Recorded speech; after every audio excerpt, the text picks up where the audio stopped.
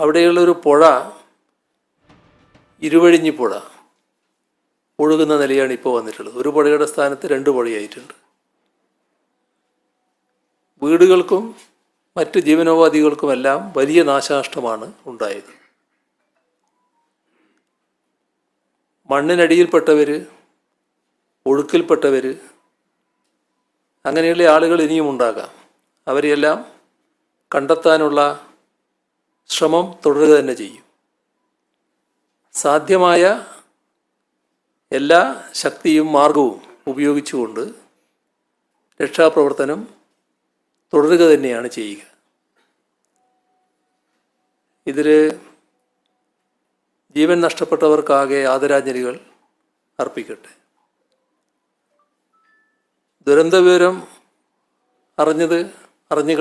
അറിഞ്ഞപ്പോൾ പ്രധാനമന്ത്രി നരേന്ദ്രമോദി, ലോക്സഭയിലെ പ്രതിപക്ഷ നേതാവ് രാഹുൽ ഗാന്ധി, ആഭ്യന്തരമന്ത്രി അമിത്ഷാ, തമിഴ്നാട് മുഖ്യമന്ത്രി MK Stalin, Bengal governor CB Ananda Bose ഇവരെല്ലാം നേരിട്ട് വിളിച്ച് കാര്യങ്ങൾ അന്വേഷിക്കുകയും ഏതെല്ലാം രീതിയിൽ സഹായം ചെയ്യേണ്ടതുണ്ടോ അതിനെല്ലാം തയ്യാറാണ് എന്ന് വാഗ്ദത്തം നൽകുകയും ചെയ്തിട്ടുണ്ട്.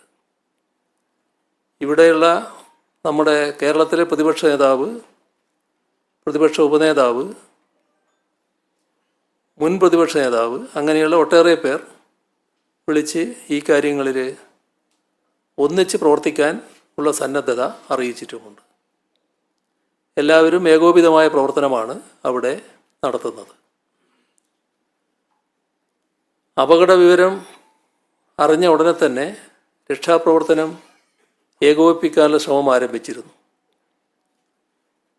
5 മന്ത്രിമാർ ഇപ്പോൾ വയനാട്ടിൽ ഈ പ്രവർത്തനങ്ങൾക്ക് നേതൃത്വം കൊടുത്ത് പ്രവർത്തിക്കുന്നുണ്ട്. മന്ത്രിമാരുടെ നേരിട്ടുള്ള മേൽനോട്ടത്തിൽ സൈന്യത്തിൻ്റെ സഹായം ഉൾപ്പെടെയുള്ള ആവശ്യമായ എല്ലാ സജ്ജീകരണങ്ങളും ഒരുക്കിയിട്ടുണ്ട്. നമുക്കാകാവുന്ന രീതിയിലുള്ള രക്ഷാപ്രവർത്തനമൊക്കെ നടന്നുകൊണ്ടിരിക്കുകയാണ്.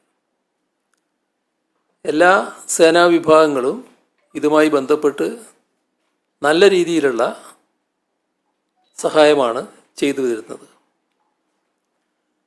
പരമാവധി ജീവൻ രക്ഷിക്കാനും പരിക്കേറ്റവർക്ക് മികച്ച ചികിത്സ ഒരുക്കാനും മറ്റുള്ളവരെ സുരക്ഷിത സ്ഥാനങ്ങളിലേക്ക് മാറ്റാനുമാണ് ശ്രമിക്കുന്നത്.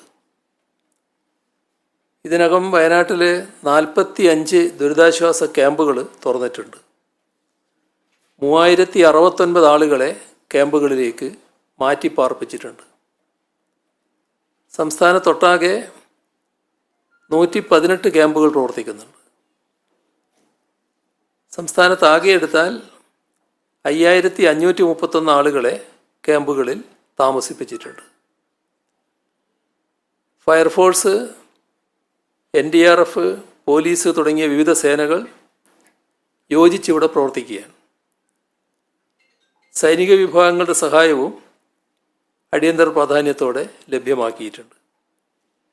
കരസേനയുടെയും നാവികസേനയുടെയും വിവിധ വിഭാഗങ്ങൾ രക്ഷാപ്രവർത്തനത്തിനെത്തുന്നുണ്ട്. ഫയർഫോഴ്സിൽ നിന്നും 329 അംഗങ്ങളെ വിവിധ ജില്ലകളിൽ നിന്നായി വയനാട്ടിലേക്ക് നിയോഗിച്ചിട്ടുണ്ട്. ഇതിൽ വാട്ടർ റെസ്ക്യൂ അക്കാദമിയിലെ 35 ട്രെയിൻഡ് അംഗങ്ങളും 86 സിവിൽ ഡിഫൻസ് ആപ്തമിത്ര അംഗങ്ങളും ഉൾപ്പെടുന്നുണ്ട്. NDRFൻ്റെ 60 അംഗ ടീമിൽ ഇതിനകം തന്നെ അവർ വയനാട്ടിലെത്തിയിട്ടുണ്ട്.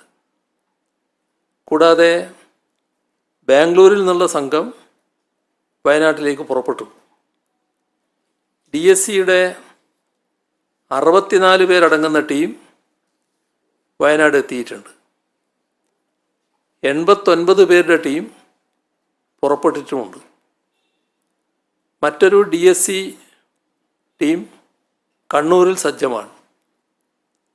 സുലൂരിൽ നിന്ന് വയനാട്ടിലേക്ക് പുറപ്പെട്ട എയർഫോഴ്സിൻ്റെ 2 ചോപ്പറുകൾ പ്രതികൂല കാലാവസ്ഥയെ തുടർന്ന് കോഴിക്കോട് നിൽക്കുകയാണ്. ഇപ്പോൾ വൈകുന്നേരം മഴ കുറച്ച് മാറിയപ്പോൾ ഈ അവസ്ഥയിൽ വീണ്ടും ആ ശ്രമം തുടരാൻ പറ്റുമോ എന്നുള്ളത് ഒന്നുകൂടി അവരുമായി ബന്ധപ്പെടുന്നുമുണ്ട്. ഇതുകൂടാതെ നേവിയുടെ റിവർ ക്രോസിംഗ് ടീമിനായും ETF ആർമിയുടെ ഒരു ടീമിനായും ഇന്ത്യൻ കോസ്റ്റ് ഗാർഡ് ടീമിനായും റിക്വസ്റ്റ് നൽകിയിട്ടുമുണ്ട്.